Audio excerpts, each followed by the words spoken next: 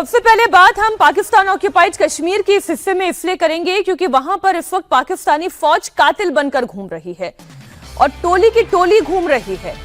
निहत्थे कश्मीरियों पर कत्लेआम हो रहा है, उन्हें मारा जा रहा है, औरतों का खून बहाया जा रहा है। पाकिस्तानी सेना के जुल्म के खिलाफ कश्मीरियों का गुस्सा हर दिन के साथ बढ़ रहा है। विद्रोह की आग को दबाने के लिए मुनीर की फौज लोगों पर अंधाधुंध फायरिंग कर रही है। बड़ी खबर यह है कि पाकिस्तानी रेंजर्स की गोलीबारी में 6 और लोगों की मौत हो चुकी है।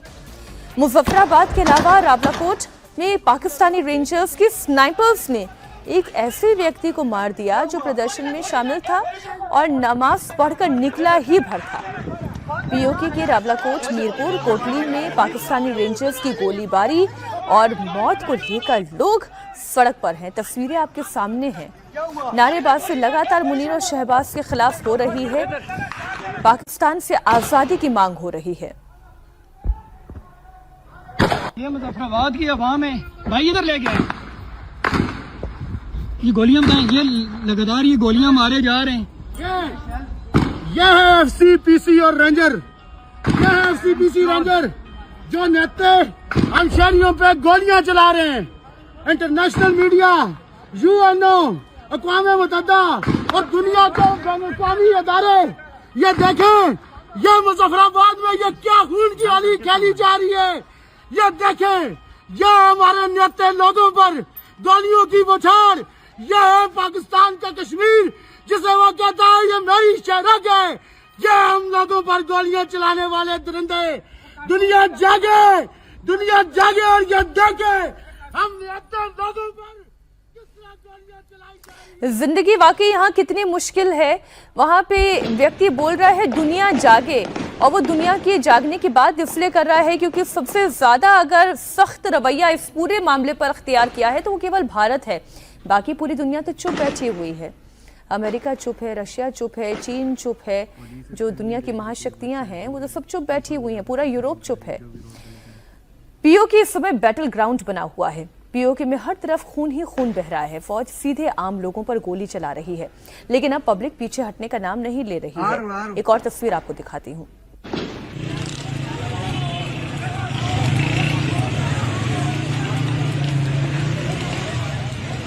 चारों तरफ भीड़ सड़क पर है, इसके बावजूद जबकि वो ये जानती है कि सामने से फायरिंग हो रही है, किसी के भी सिर पर ये गोली आकर लग सकती है, लेकिन इसके बावजूद सिर पर कफन बांधकर पीओके में लोग बाहर निकल चुके हैं।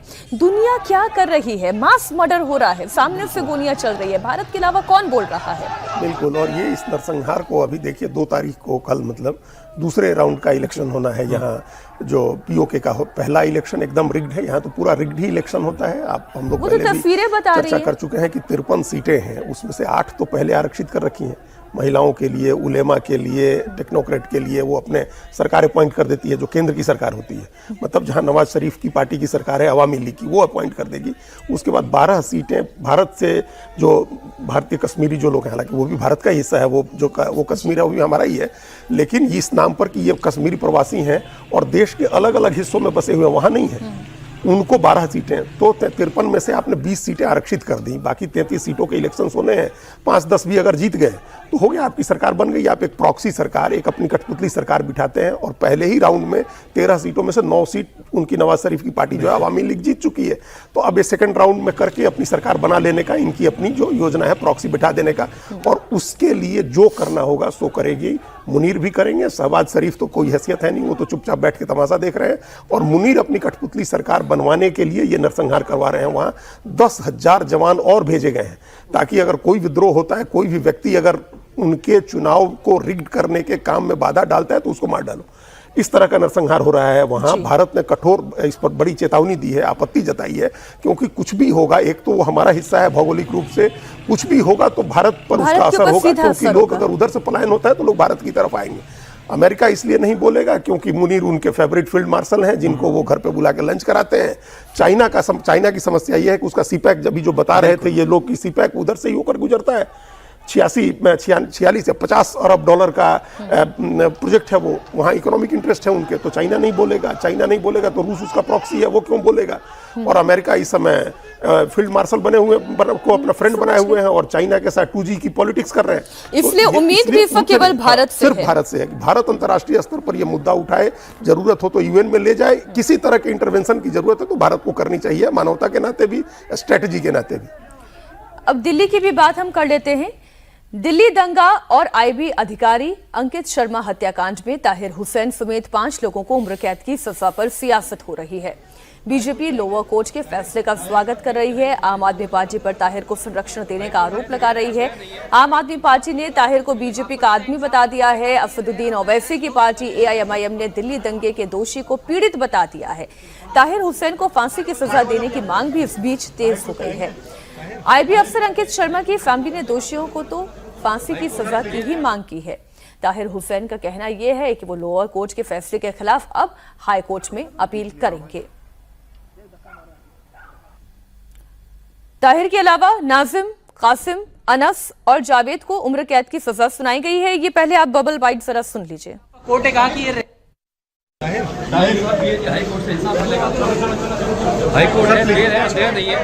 इंसाफ मिलेगा, हाई कोर्ट से मिलेगा। आपको लगता है इंसाफ? कोर्ट ने कहा कि ये रेयर ऑफ द रेयरेस्ट लो। सर ये एक तरह से मैक्स फिक्स था। सज्जन जी, बीजेपी ने इस फांसी की माफ कीजिएगा, इस उम्र कैद की सजा का स्वागत किया। आम आदमी पार्टी तो उल्टा ही राग अलाप रही है कि ताहिर हुसैन ही बीजेपी का आदमी है, जबकि वो बहुत अच्छे से जानते हैं कि आखिर तक उनके नेता इमरान भी जो है वो इनके समर्थन में खड़े रहे। और AIMIM तो अलग बात कह रही है कि भाई ये क्योंकि ताहिर हुसैन है इसलिए उम्र कैद की सजा है। देखिए, इसमें एक तो राजनीतिक पहलू है, दूसरा कानूनी पहलू है। कानूनी पहलू ये है कि जब अंकित शर्मा की डेड बॉडी मिली और वो हुआ कि उनकी हत्या की गई थी, और उस समय जो दिल्ली में दंगे हुए थे उस संदर्भ में ताहिर हुसैन और उसके तमाम जो समर्थक थे उनके भी फुटेज आए थे कि जिसमें ये लग रहा है कि ये दंगे को भड़का रहे हैं, उस तरह की बयानबाजी चल रही है, सब कुछ हो रही है। तो उसके आधार पे लोअर कोर्ट से इन्हें सजा मिला है। हाई कोर्ट इसको कैसे रिव्यू करती है, पनिशमेंट का क्वांटम क्या रिवाइज करती है, जो भी होता है वो अलग बात है। लेकिन जहां तक बात राजनीतिक पहलू का है तो बीजेपी का स्टैंड समझ में आता है कि बीजेपी भाई कह रही है कि जो यहाँ की डेमोग्राफी है, और आम आदमी पार्टी के पास जब मुस्लिम पूरी डेमोग्राफी शिफ्ट हो गई कांग्रेस से, तो उसको देखते हुए बीजेपी का स्पष्ट है। लेकिन यहाँ पे देखिए, आम आदमी पार्टी ने हालांकि ताहिर हुसैन को उस समय हटा दिया था, अपनी पार्टी से निकाल दिया था, लेकिन बावजूद इसके वो ये कहना कि वो बीजेपी का आदमी है, इसका कोई सिर पैर की बात नहीं है। अब यहां पे आम आदमी पार्टी की चिंता क्या है कि ओवैसी जैसे लोग जिनका स्टेक नहीं है, हाँ, तो जब वो आके कह रहे हैं कि जो दोषी है वो पीड़ित है, तो ये चुनौती अब आम आदमी पार्टी के लिए है। वो पीड़ित है और उसके पीड़ित के पक्ष में कौन खड़ा है? आम आदमी पार्टी है क्या? कांग्रेस है क्या? मुसलमान के साथ कौन खड़ा है? ये सीधी बात है। बिल्कुल, और यही पॉलिटिक्स ओवैसी करते हैं। और इसीलिए हम लोग बार बार ये चर्चा करते हैं, बंगाल के बाद भी, बिहार के बाद भी, कि मुसलमान अपना नेता इसीलिए तलाश रहा है कि सही और गलत, कानूनी पक्ष या संवैधानिक पक्ष का ख्याल किए बगैर कौन नेता मुसलमान के साथ खड़ा होता है। ठीक है जी। अगर बदरुद्दीन अजमल खड़े होते हैं, अगर हुमायूं कबीर खड़े होते हैं, अगर असदुद्दीन ओवैसी खड़े होते हैं, तो वो अच्छा है, वो उनको अपील करेगा। असदुद्दीन ओवैसी जो बात कह रहे हैं वो किसी तरह से कोई कानूनी पहलू पर तो बात कर नहीं रहे हैं। कैसे नहीं? जब कोर्ट जब कहा गया वहां कि भाई ये इतना rarest of the rare case है, जिस ब्रूटल तरीके से हत्या की गई है, जिस तरह से मारा गया है उनको प्लान करके कोल्ड ब्लड में, फिर नाली में फेंक दिया, हाँ, उसमें तो फिर कोई भी सजा कम है। इसके बावजूद अगर असदुद्दीन ओवैसी ये कह रहे हैं आकर के, और बीजेपी का आदमी कोई बता रहा है, या वो कह रहे हैं उन्हीं वही पीड़ित है, तो ये अपनी पॉलिटिकल पोजीशनिंग उन्होंने कर ली है कि मुसलमानों के मसीहा हम हैं, मुसलमान तुम आम आदमी पार्टी या कांग्रेस की तरफ मत देखो, हम तुम्हारे मसीहा हैं। और ये पॉलिटिक्स दिल्ली में ये मैसेज जा रहा है। और इसलिए जहां भी ये होगा, हम बार बार कहते हैं कि जहां भी ये लगेगा मुसलमान को कि यहां हम असदुद्दीन ओवैसी को वोट देंगे तो मुस्लिम हितों को नुकसान नहीं पहुंचेगा, वहां वो जरूर देगा।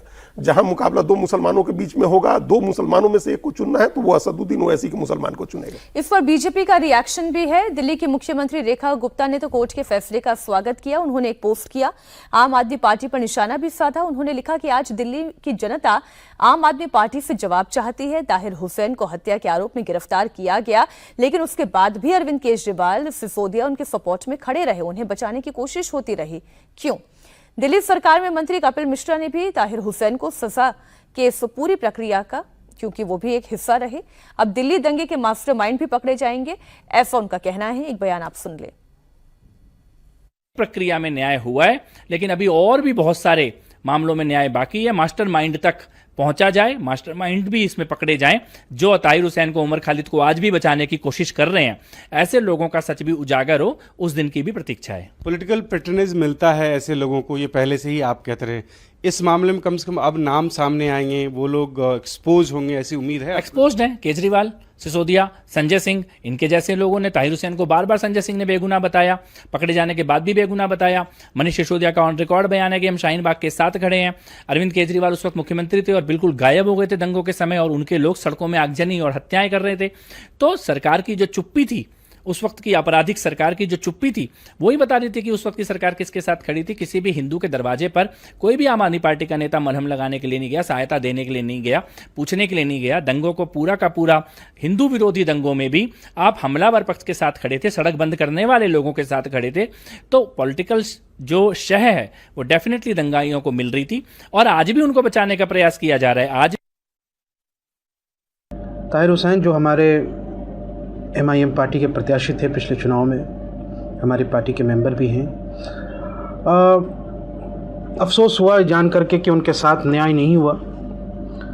जो ख़ुद विक्टिम हैं इस दंगों के, उनको गुनहगार साबित कर दिया गया। जो आम आदमी पार्टी मुसलमानों के वोट से दिल्ली की सत्ता में काबिज रही 10 सालों तक, आज उन्हीं मुसलमानों को तौहीन कर रही है, प्रेस कॉन्फ्रेंस करके मौका परस्ती का काम कर रही है। जिस ताहिर हुसैन के बारे में वो भाजपा के साथ होने का इल्ज़ाम लगा रहे हैं, आपको मालूम होना चाहिए कि वो ताहिर हुसैन साहब का घर ही था जिसमें किचन कैबिनेट थी पूरी की पूरी।